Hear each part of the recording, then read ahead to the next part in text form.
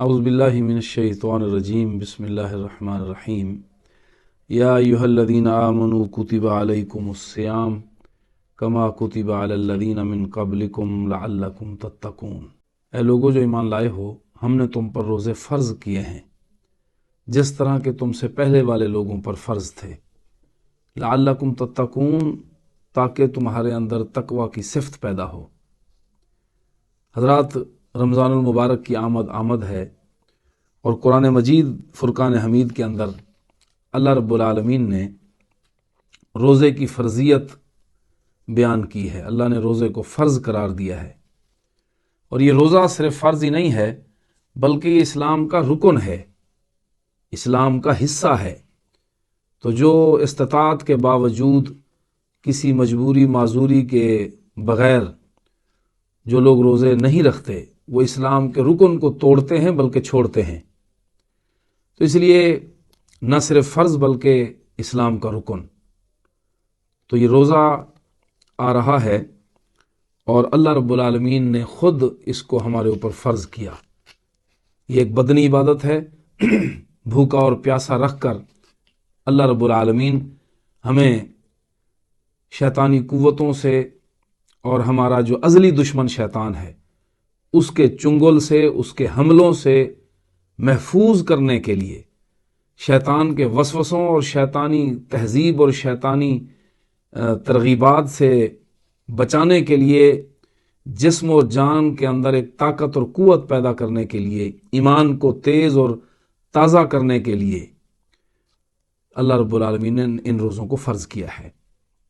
فائدہ ہمارا ہے، ایک ماہ کی بھوک اور پیاس ہے، وہ بھی ایک ماہ میں سے بھی روزانہ 12-14 گھنٹے، لیکن آپ دیکھیے کہ ایک زبردست مشق، زبردست ٹریننگ، زبردست تربیت اللہ آپ کی کرنا چاہتا ہے تاکہ تم اپنے ازلی دشمن شیطان سے بچ جاؤ اور اپنے اصل وطن جنت کے اندر پہنچ جاؤ اور جہنم کی آگ سے تم بچ جاؤ۔ تو فرمایا کہ یہ روزے جو ہیں کما کتب علی الذین من قبلکم لعلکم تتقون، جس طرح یہ تم سے پہلے والے لوگوں پر بھی فرض تھے۔ یہ کوئی نئی چیز ہم نے تمہارے لیے نہیں بھیجی، یہ وہ عبادت ہے، یہ وہ کام ہے، یہ روزہ وہ چیز ہے جو تم سے پہلے والے لوگوں پر بھی فرض رہا۔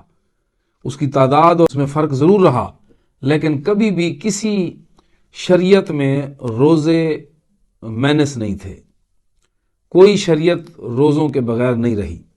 پچھلے تمام انبیاء کی شریعتوں میں روزوں کو فرض رکھا گیا ہے۔ لعلکم تتقون، مقصد تو اللہ نے خود ہی بتا دیا، تاکہ تمہارے اندر تقوی کی صفت پیدا ہو۔ اب یہ تقوی کیا ہے؟ ہر کام سے پہلے اللہ اور ان کے رسول صلی اللہ علیہ وسلم سے پوچھ کر قدم اٹھانا اور رک جانا، اس کا نام تقوی ہے۔ ہر کام سے پہلے اللہ اور ان کے رسول سے پوچھنا، یعنی قرآن و سنت سے رجوع کرنا۔ جو بات قرآن و سنت میں جائز ہو، حلال ہو، اجازت ہو، اس کو کر لینا، چاہے اس میں کتنے بڑے اندیشے کیوں نہ نظر آ رہے ہوں، نقصانات کیوں نہ نظر آ رہے ہوں، کچھ بھی ہو۔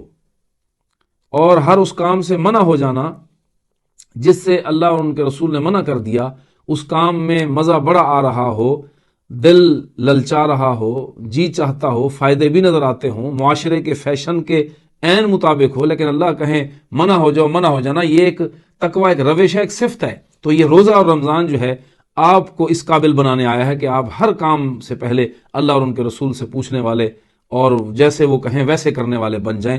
یہ صفت اور یہ کوالٹی، یہ صرف خصوصیت آپ کے اندر آ جائے۔ کیسا زبردست ہے یہ روزہ اور رمضان، کیسی زبردست ٹریننگ ہے، تربیت ہے۔ اللہ ہمیں رمضان سے بھرپور فائدہ اٹھانے کی توفیق عطا فرمائے، اور ابھی سے کمر کس لیجئے، ارادے باندھ لیجئے، عزم بلند کر لیجئے، حوصلے بڑھا لیجئے۔ اللہ رزق بھی دے گا، برکت بھی دے گا، پریشانیاں اور معاملات کو بھی درست کرے گا اور راستے بھی کھولے گا۔